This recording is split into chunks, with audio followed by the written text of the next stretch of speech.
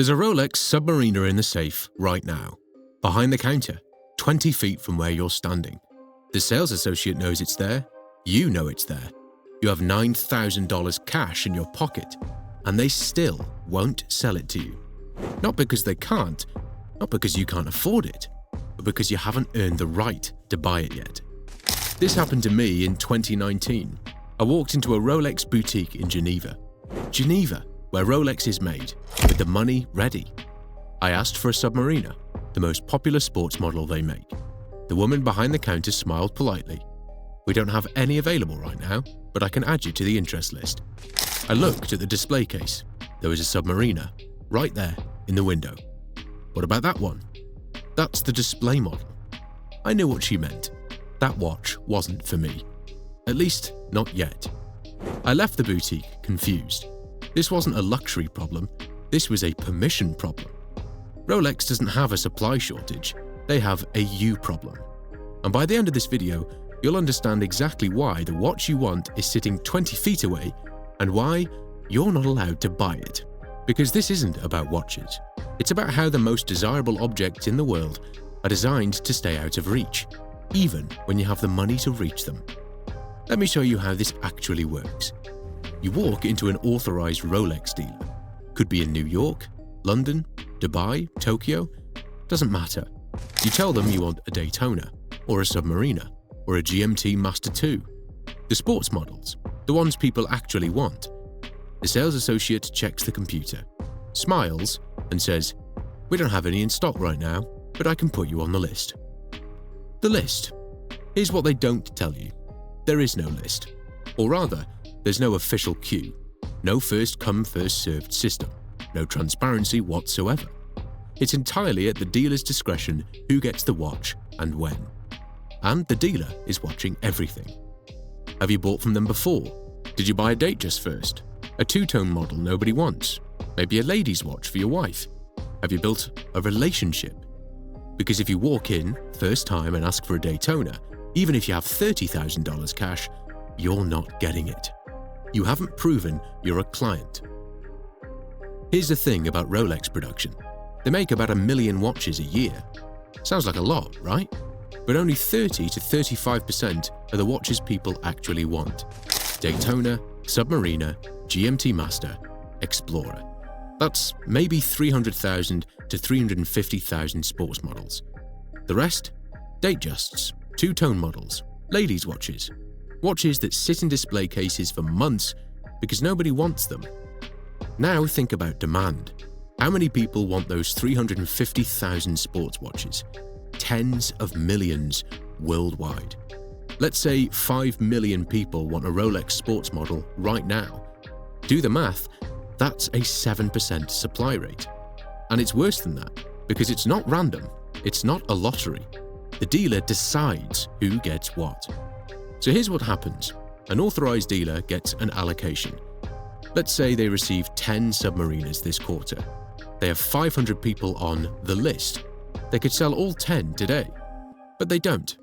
Because selling those 10 Submariners means 10 happy customers and 490 people who walk away forever.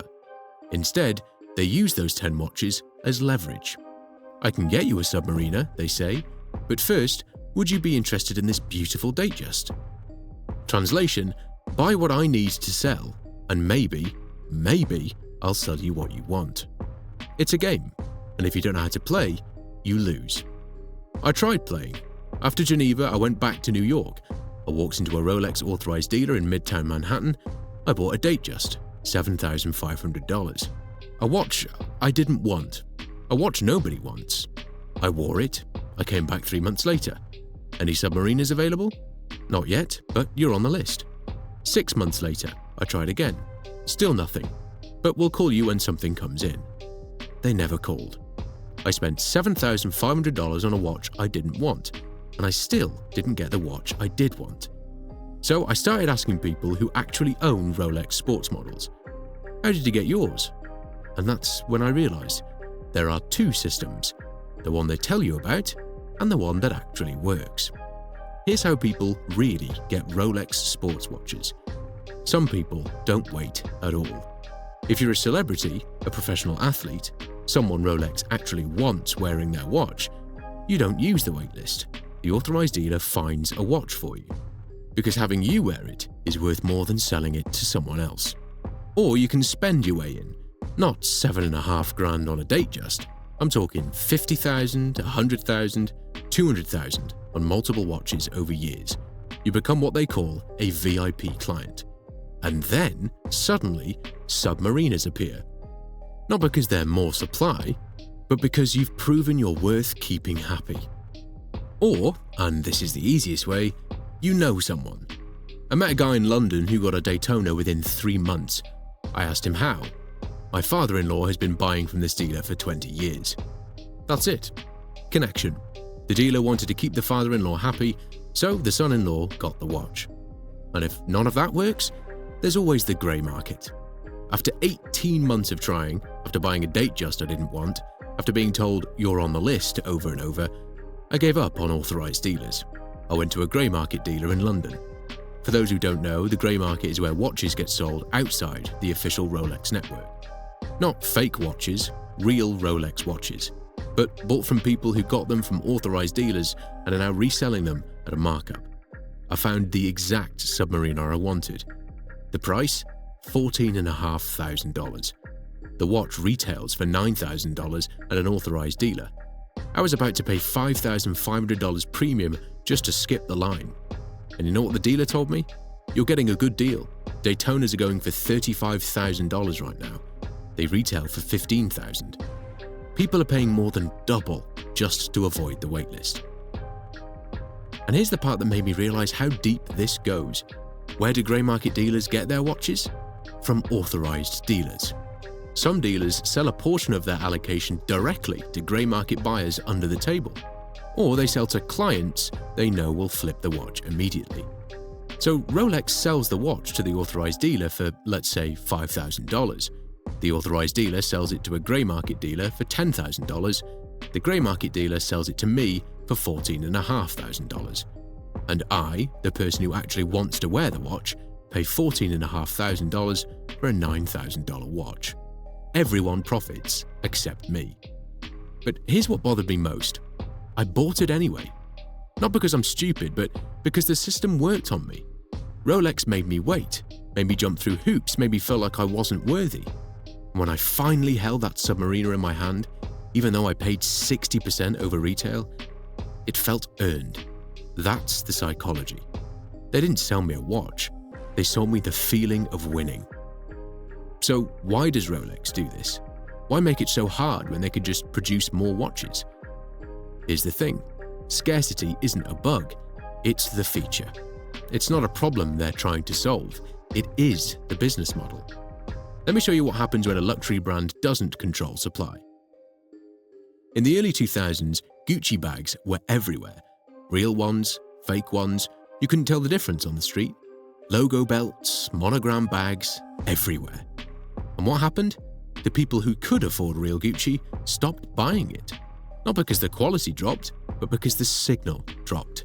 When a product is too accessible, even just visually, it loses its function. And the function of luxury isn't utility, it's distinction. Rolex learned this lesson. They realized if everyone can walk into a store and buy a Submariner, it stops being special. So they built a system to prevent that. They keep production deliberately constrained. They make authorized dealers ration the watches. They force you to build a relationship. They create a waitlist that isn't a real waitlist. It's a filter. And here's the genius part. Making you wait, by making you earn the watch, Rolex does something psychological. They make you want it more. There's a principle in behavioral economics called effort justification. The harder something is to get, the more valuable it feels. If I walk into a Rolex boutique today and buy a Submariner for $9,000, it's just a watch. But if I wait 18 months, if I buy a date just I don't want first, if I call the dealer every morning asking if anything's available, when I finally get that Submariner, it's not a purchase, it's a victory. And I'll never sell it. That's what Rolex wants. They don't want casual buyers who will flip the watch on the grey market. They want collectors, loyalists, people who will treasure the watch because they earned it. and the waitlist is the filter. But here's the uncomfortable truth. The system only works because most people don't understand it. They think it's about luck. They think it's a fair queue. It's not. It's about access. If you're rich enough, famous enough, or connected enough, there's no waitlist. The watch appears. But if you're just someone with $9,000 who wants a Submariner, you're fighting against a system designed to make you feel like you're not good enough. And that feeling, that you're being excluded, is exactly what makes the watch valuable. Because if everyone could get one, no one would want one. So here's what Rolex actually sells. Not watches, not craftsmanship, not Swiss precision. They sell scarcity. They sell the right to be considered. They sell the feeling that you passed a test most people fail. That Submariner in the safe, 20 feet from where you're standing, it's not there because they can't sell it. It's there because selling it too easily would break the system. The waitlist isn't real. The scarcity is artificial. But the feeling of exclusion, that's very real. And it's exactly what makes you want it more. I still have that Submariner I bought on the grey market. I overpaid by $5,500, and every time I look at it, I think about the system that made me feel like I had to. Not because Rolex makes better watches than anyone else, but because they make you believe you're not worthy of buying one. So next time you walk into a Rolex boutique and they tell you we don't have any available, remember, they do, you just haven't earned permission yet. And that's not an accident. That's the entire business model.